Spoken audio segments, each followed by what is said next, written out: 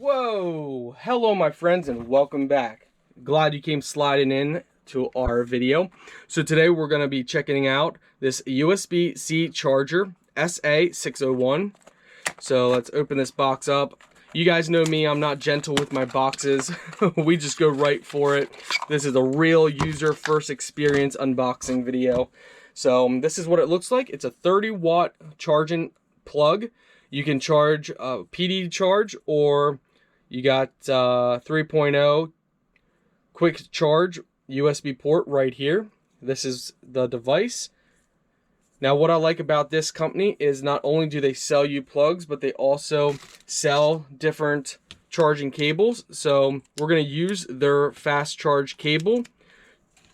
All we got to do, plug this into a port. And what's nice about their fast charge cables as well as their plug is they got plenty of length. So if you have an outlet that's down underneath somewhere far away, their cables are long enough that you can actually plug something in.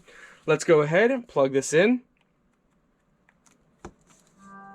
You hear that? It means it's charging. Let's go ahead and open this up. You guys can see it charging. So overall, it's working great.